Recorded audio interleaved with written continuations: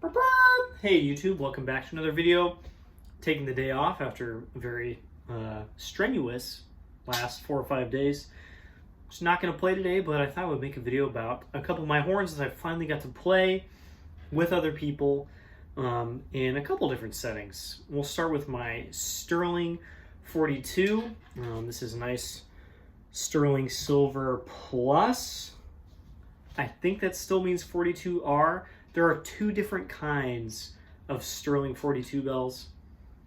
I don't know. I'm kind of at a loss. They're made on the same mandrel as far as I know, so they're all 42 sized, but there's like a thin bell that is not this. This is the thicker kind, and this is the kind of more desirable kind as far as I know. I have it on this Shire's Greenhoe valve. This was the Shire's rotor when Shire's kind of started out-ish. Very late 90s, early 2000s. Greenhoe worked with Shire's and supplied valves. I'm not sure about the wraps, but at least the valves for Shire's. At some point, there was a disagreement, and Greenhoe and Shire's parted ways.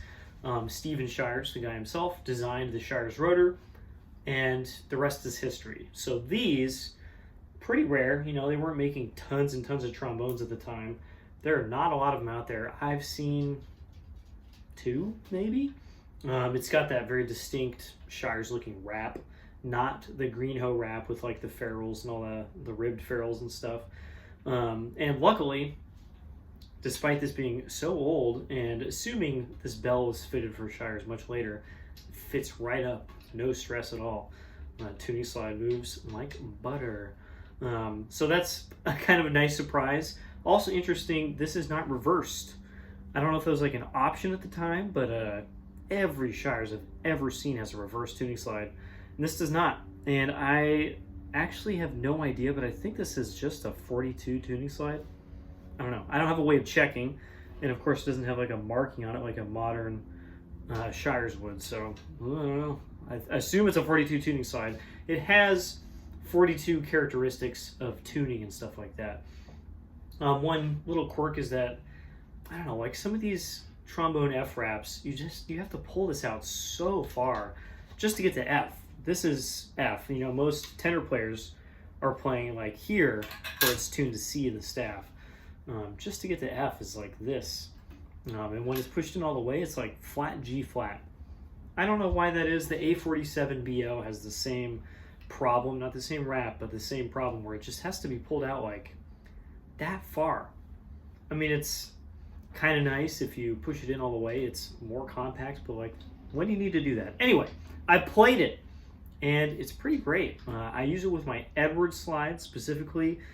My 42 slide makes it just a little too slow, a little too covered in sound, a little too difficult to play is not really the right word, but it's not as easy to play as the Edwards slide.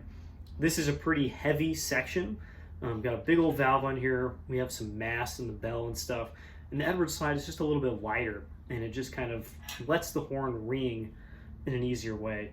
I ended up adding my trombolizer weight to the back because the bell's just enough weight out front that it was a little unbalanced when playing for like a long period of time.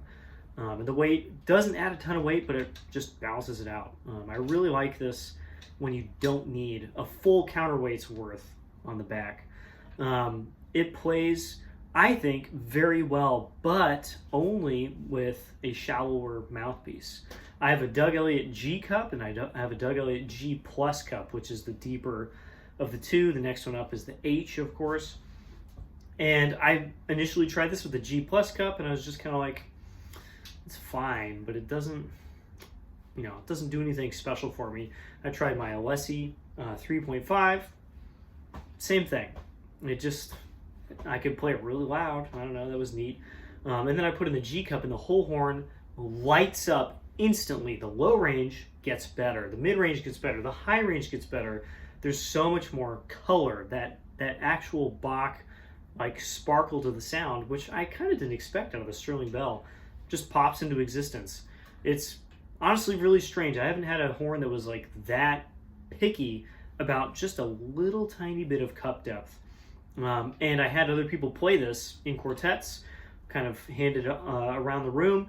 One guy tried it with his normal mouthpiece, and he's like, yeah, it's a little slow, the delay in articulation. I was like, if you have a shallower mouthpiece, try that. He plopped in something shallower, and he was like, what happened? It's a totally different instrument. Everything just lines up. The articulation is instant. It actually has a very fast response. And I think, unlike a lot of the other Sterling horns that I've played, it feels kind of normal in a way. It doesn't have like a really weird response or sound, or the way the dynamics are linearly put together. It's not strange. On some Sterling instruments, it sounds kind of covered and muffled, and then it sounds very loud at some point. This is very linear. It just kind of gets louder and louder, and it gets really loud. And you can also play soft. I was surprised. These are not held in like the utmost regard. I just don't see them around that often.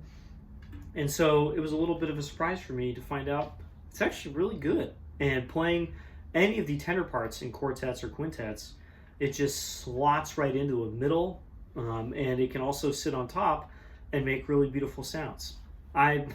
Again, I shouldn't be surprised. It's very good equipment, but like, I just, based on what I've seen about these, which is that nobody really seems to use them, I didn't think it was going to be that good, and it's actually really quite good. I thought I was going to put this together and just sell it, which may still happen, but now I'm kind of trying to find a way to keep it, because it really did work for me. A lot of people who played it were like, yeah, it's kind of weirdly good. I kind of like it. There's not like, wow, I love it. I haven't gotten a lot of those responses, but it is really quite good. I'm excited to have some more people try this out, and hopefully I get to use it in some more settings that are a little bit larger, see what it does. I would like for it to be less picky, because I would like to use a different mouthpiece sometimes. Anyway, that's that. It's really not like amazingly stunning, but really quite good. And then of course, bonk, I've got my Yamaha 8130G, which I put on these cool valve caps. This thing's great. I love it. It is just intensely easy to play. That's a stupid way to put it, but it's so easy. I use the Hammond 20BL, little bit shallower mouthpiece, big throat, and the whole horn just instantly works. All ranges, so even. The low range is just absolute butter. My M&W and stuff, they're like amazing instruments, right? And they're just as good, if not better. But for a horn like this, built in like the late 80s, I'm just blown away. This thing existed. It's so good. I really like the wideness of the sound. It's got this 10-inch bell, of course, so it's just got this kind of fat color to it, but it's not empty in the middle. It's got a very dense quality to it.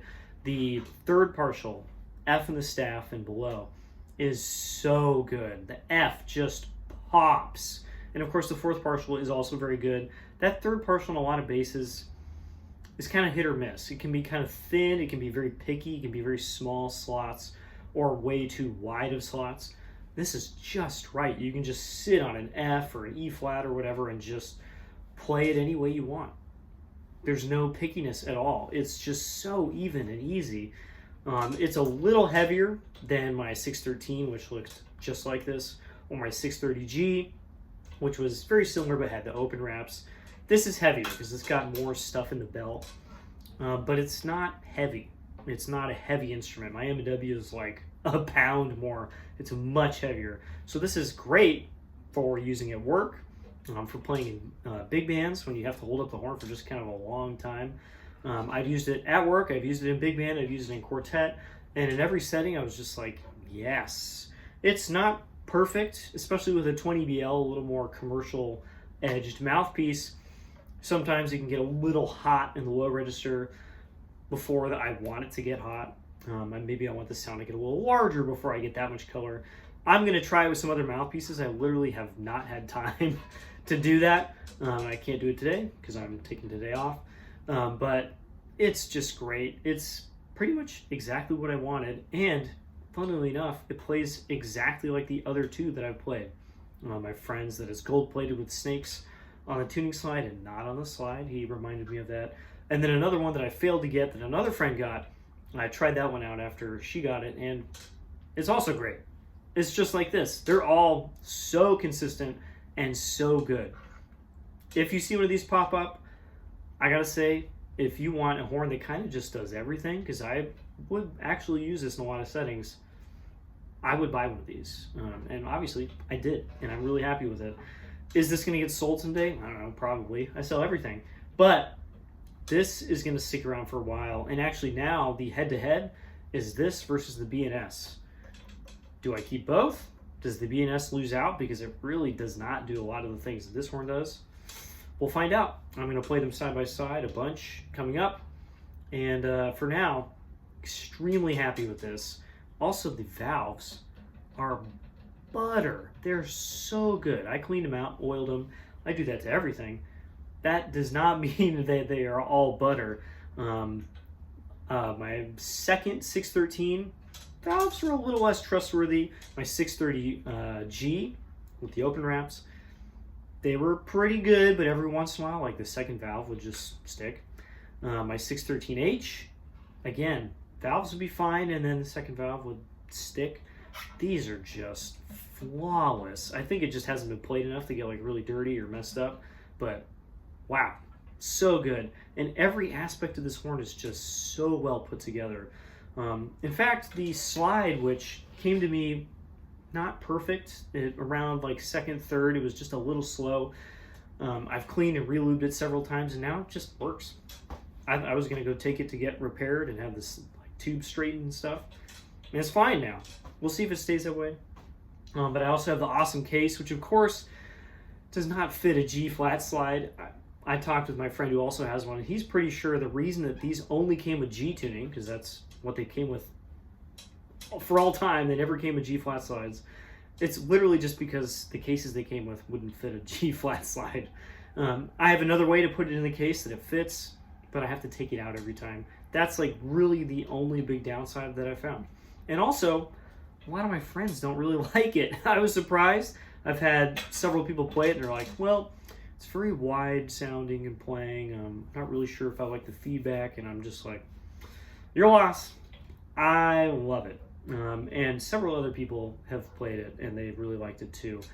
I think these horns, because of the time they were built, are built around a little bit smaller mouthpieces, maybe a little bit more like efficient is the way I would put it.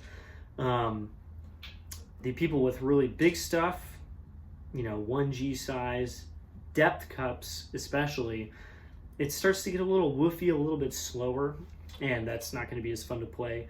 I think the people that play smaller mouthpieces, 1.5 Gs, I'm using a 20 BL, which is pretty shallow. Those people are happier with it because that's kind of what the horn is built around, to make a smaller mouthpiece very efficient and have a great low register and make it very even. So I think that's a lot of the reason why I really like it with my mouthpieces. Maybe other people don't. That's all I've got for today. 2 awesome instruments, Trial buys fire. There we go. That's probably how you put it. And very excited to play them some more. I'll see you all in the next video. Bye-bye.